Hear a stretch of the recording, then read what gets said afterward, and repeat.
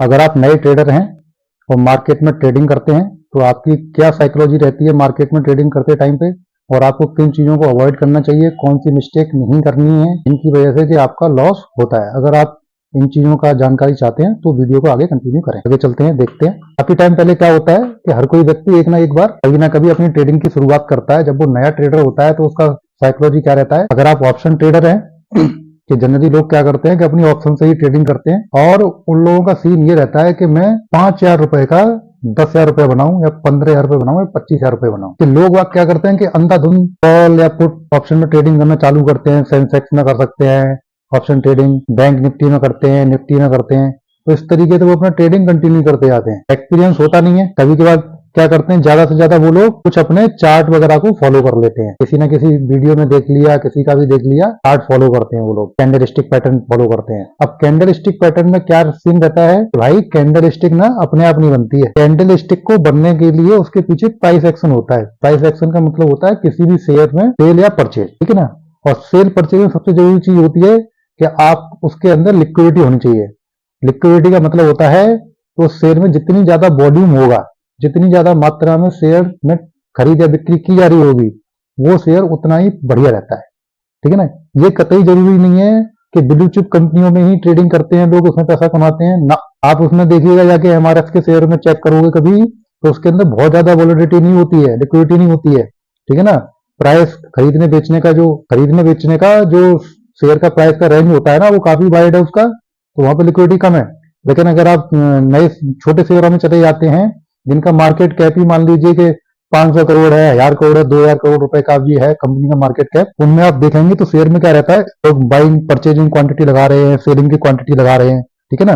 तो वहां पे एक अच्छा प्राइस रिकवरी देखने को मिलता है। इसी तरीके से क्या होता है, अब आपने देखा कि जहां पे शेयर में अगर मान लीजिए कि बाई या सेल का ऑर्डर लग रहे हैं बहुत ज्यादा मात्रा में और वो चल रहे हैं, तो उधर उस वाले शेयर में ट्रेडिंग करना सबसे ज्यादा फायदेमंद रहता है, ठीक है ना। इस तरीके से अब मान लीजिए आपको कैंडल देखना है।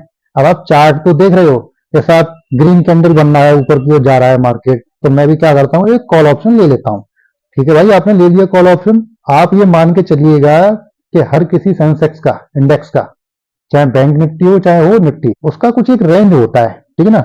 निफ्टी में क्या रहता है, जनरली वो केवल 10 या 15 पॉइंट ही एक बार में चल जाए तो बहुत समझो। बैंक निफ्टी में क्या होता है, बैंक निफ्टी चलता है स्पीड से, वो उसका है मतलब बुलेट ट्रेन की तरह। उसमें एक तो कंपनियां कम है, मुश्किल से 15-20 बैंकें हैं, ठीक है, कम है, और इसलिए उसकी चाल भी ज्यादा रहती है। उसमें भी एक उसकी फ्लैगशिप बैंक है एचडीएफसी, आईसीआई, एक्सिस वगैरह, इनका मार्केट कैप ज्यादा है, ये उसको लीड करती हैं। जिधर ये जाते हैं, इनके शेयर जाते हैं, उधर मान लीजिए कि बैंक निफ्टी आपका जाएगा। अब उसमें सीन क्या रहता है कि अगर ये मार्केट का कैंडल जो है ऊपर चल रहा है, ग्रीन में चल रहा है, तो आप लोग क्या करते हैं, उसके अंदर ऑप्शन ट्रेडर जो नया होगा ना, वो सबसे पहले उसमें जाके कॉल खरीद लेगा। मान लीजिए 46,000 पे चल रहा है, तो 46,000, 100, 200, 300, 400 तो आउट ऑफ द मनी देता है वो जाके कॉल उसमें, और उसमें एक बैठ जाएंगे। देखा ही नहीं कहाँ मार्केट का रेजिस्टेंस है, कहाँ उसका सपोर्ट है, तो उसको ले लिया। अब सबसे बड़ा साइकोलॉजी क्या रहता है ना, लॉस हो रहा होगा तब तो वो एकदम से शांति से बैठा होगा लेके ट्रेडर, नया ऑप्शन ट्रेडर होगा।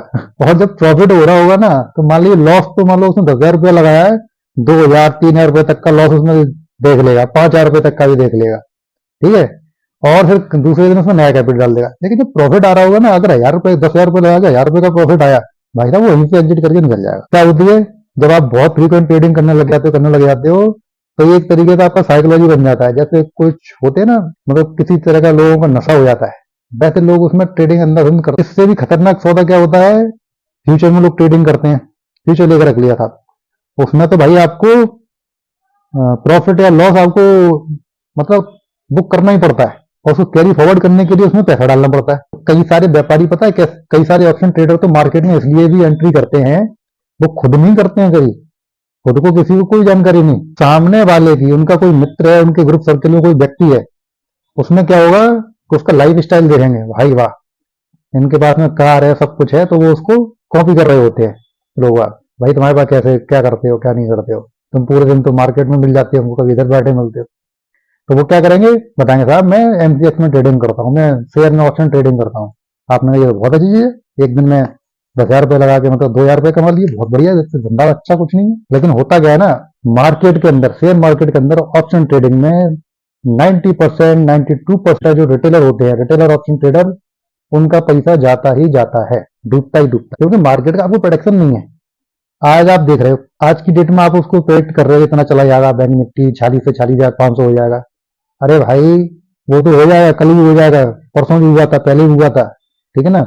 लेकिन आपको एंट्री कहाँ लेनी है, कहाँ जाके एग्जिट करना है, कितना प्रॉफिट बुक करना है, वो तो अपना साइकोलॉजी पहले फिट करो, ठीक है ना।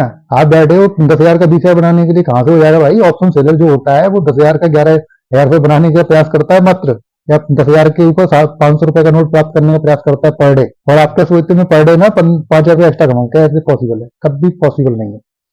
दूसरी बात, कैंडल स्टिक देख के जो लोग कर रहे होते हैं ना ट्रेडिंग, कैंडल तो कभी भी ना ग्रीन कैंडल रेड भी हो सकती है, लेकिन जो लोग प्राइस एक्शन देख रहे होते हैं, प्राइस फॉलो कर रहे होते हैं शेयर का, और तब जाके अगर आप कर रहे हो ना, तो आपको हमेशा प्रोटेक्शन रहता है, क्योंकि उसके अंदर 5 जो क्वांटिटी होती है ना, 1 2 3 4 5 तो बिड आपकी आ रही होती है सेल की, 5 आ रही होती है परचेज की। जब आप देख रहे होते हो तो आपको मालूम पड़ता है इसके अंदर अगर बड़ी क्वांटिटी में सेल आ रही है, अगर मान लीजिए यहाँ पे बड़ी क्वांटिटी में सेल आ गई 10,000 शेयर की, 15,000 शेयर की, 25,000 शेयर की, तो डेफिनेट है ना मार्केट गिरेगा, आप अपना पोजीशन काट के निकल सकते हो। लेकिन नहीं, उनको भरोसा होता है, नहीं बताया गया था उस वाले वीडियो में कि भाई मैंने देखा था किसी का या पढ़ा था कहीं कि ऐसे करके पैटर्न बनेगा ना तो मार्केट ऊपर जाएगा। अरे भाई, कैंडल स्टिक के पैटर्न से मार्केट नहीं चलता है। जो लोग शेयर का प्राइस मूवमेंट कराने का दम रखते हैं ना, वो मार्केट चलाने का दम रखते हैं। सबसे ज्यादा कौन होता है? रिटेलर, सॉरी, इंस्टीट्यूशनल इन्वेस्टर होते हैं। इंस्टीट्यूशनल इन्वेस्टर होते हैं और उनके पास में फंड थोड़ा बहुत नहीं होता है, उनके पास में फंड होता है 1,000 करोड़, 2,000 करोड़, 500 करोड़, इतना करोड़ से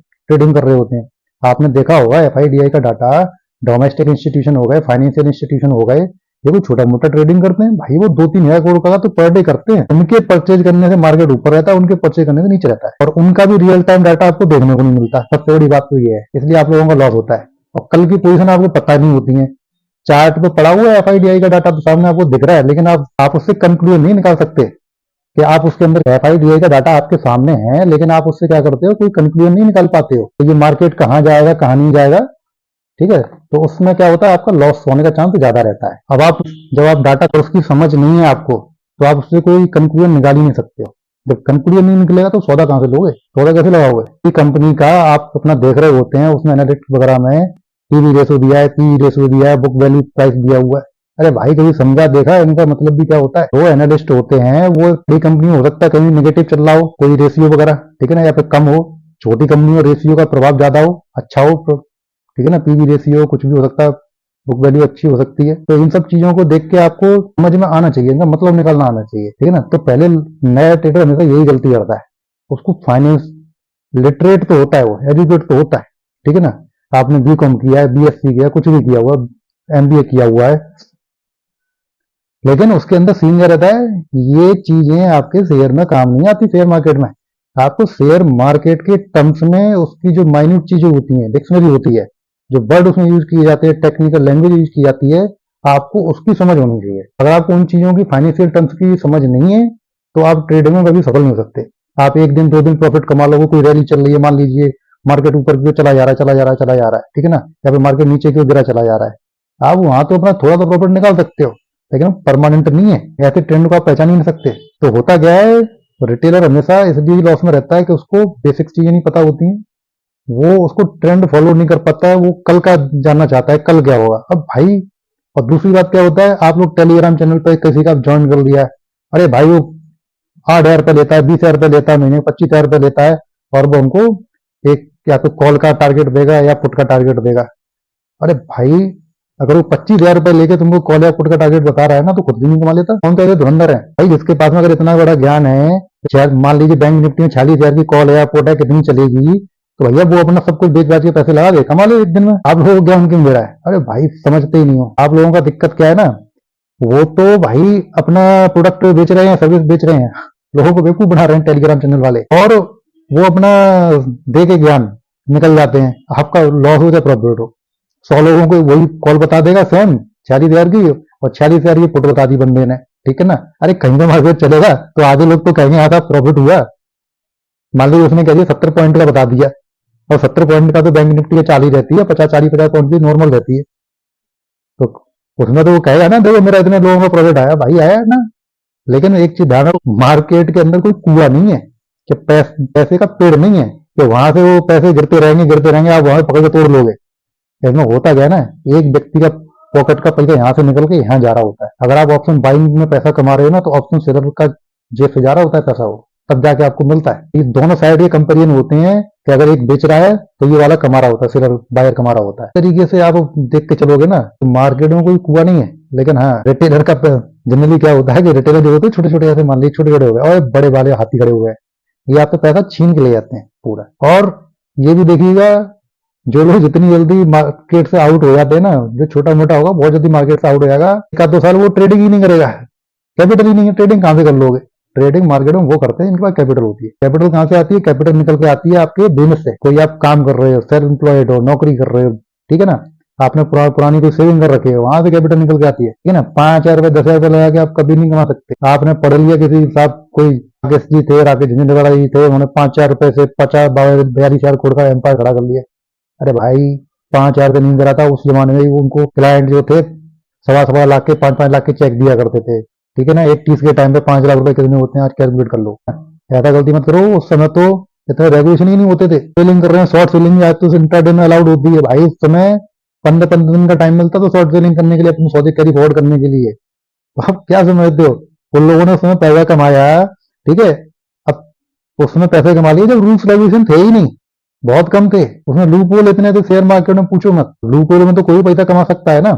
और दूसरी बात ये, उस समय उनका कितना कैपिटल गेन लगता था, उठा के देख लो, कैपिटल गेन शायद नहीं भी था, ठीक है ना। तो टैक्स भी कौन सा दिया उन्होंने, रख के बैठे हुए। आप लोग क्या करते हो, ऑप्शन ट्रेडिंग करते हो, ऑप्शन ट्रेडिंग में 30% टैक्स देते हो, ठीक है, मान के चल लीजिए। जो बड़े वाले इन्वेस्टर हैं वो क्या करते हैं, शेयर रख के बैठते हैं, शॉर्ट टर्म पे भाई कैपिटल गेन दे रहे होते हैं, परसेंट कैपिटल गेन देके निकल गए।